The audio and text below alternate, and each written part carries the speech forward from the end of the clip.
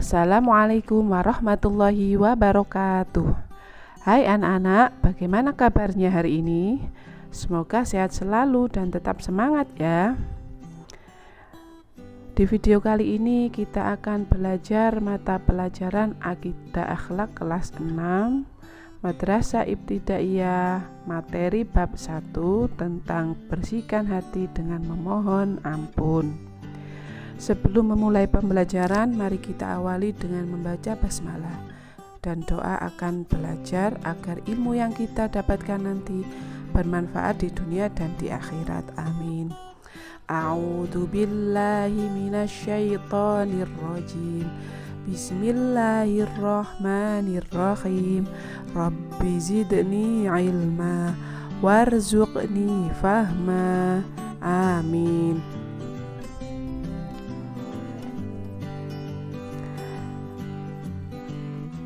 Pengertian istighfar. Istighfar adalah tindakan meminta maaf atau memohon ampunan kepada Allah Subhanahu wa Ta'ala. Arti dari kalimat Astaghfirullahaladzim adalah aku memohon ampun kepada Allah Subhanahu wa Ta'ala yang Maha Agung. Kalimat ini harus sering diucapkan oleh kita sebagai seorang muslim yang selalu butuh ampunan dari Allah Subhanahu wa Ta'ala. Karena itu, setiap detak jantung kita sebaiknya kita iringi dengan istighfar. Karena istighfar merupakan bentuk bertobat kepada Allah Subhanahu wa Ta'ala. Namun dengan istighfar saja belum cukup kalau kita salah atau berdosa. Segera beristighfar, menyesali atas kesalahan atau dosa, dan berjanji tidak mengulangi lagi dan segera melakukan perbuatan baik. Luasnya ampunan Allah Subhanahu wa Ta'ala.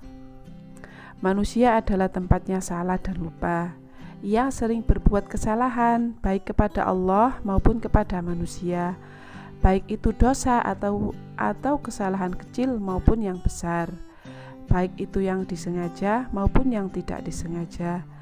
Tak ada manusia yang bersih dari salah dan dosa kecuali para nabi. Apa yang harus kita lakukan setelah berbuat kesalahan tersebut?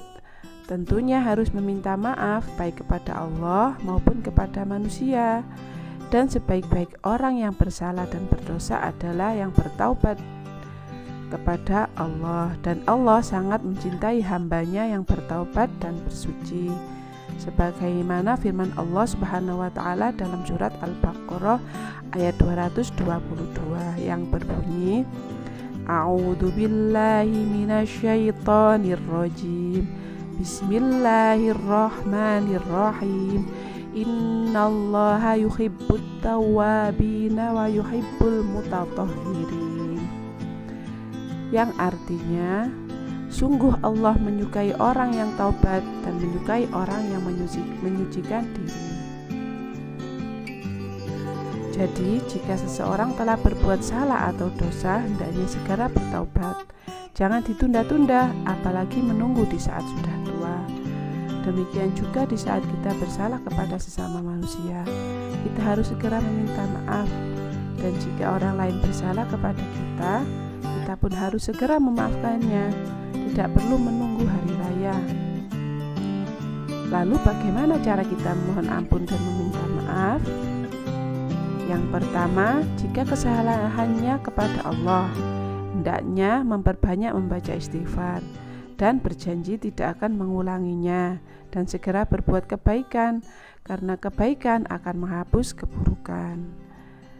Yang kedua, jika kesalahannya kepada sesama manusia, hendaknya membaca istighfar, bertemu dan meminta maaf secara langsung kepada orang yang bersangkutan dan mengembalikan hak-haknya.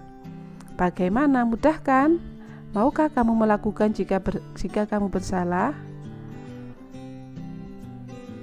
Hikmah beristighfar. Ada beberapa hikmah yang dapat diambil dari pembiasaan membaca Astaghfirullahaladzim. Yang pertama yaitu hati menjadi tenang. Kemudian yang kedua, diampuni salah dan dosanya oleh Allah Subhanahu wa Ta'ala. Yang ketiga, diberikan kelapangan rizki. Yang keempat, selalu memiliki sikap rendah hati dan tidak sombong. Rendah hati dan pemaaf. Rendah hati atau tawadhu merupakan suatu sikap menyadari keterbatasan kemampuan diri dan ketidakmampuan diri sendiri, sehingga seseorang tidak menjadi angkuh dan tidak sombong. Dengan demikian, dengan sikap dan sifat rendah hati, seseorang akan lebih mudah menjadi seorang yang pemaaf. Sebab dengan hati kita akan memiliki kemampuan untuk mengakui kesalahan diri, ketidaksempurnaan, kesenjangan atau keterbatasan diri, dan keterbukaan untuk menerima kritikan, masukan, ide-ide baru, dan saran. Nah, ada beberapa ciri pada seseorang yang memiliki sikap dan sifat rendah hati dan pemaaf, yaitu diantaranya yang pertama, tidak suka atau tidak berambisi menjadi orang terkenal. Yang kedua, menjunjung tinggi kebenaran dan bersedia menerimanya. Yang ketiga, tidak segan dan malu bergaul dengan fakir miskin, bahkan membantu mereka. Yang keempat, ringan tangan dalam membantu orang-orang yang memerlukan bantuan.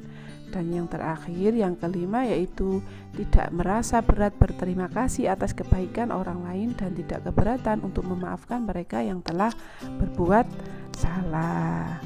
Sekian pembelajaran kali ini anak-anak, semoga bermanfaat.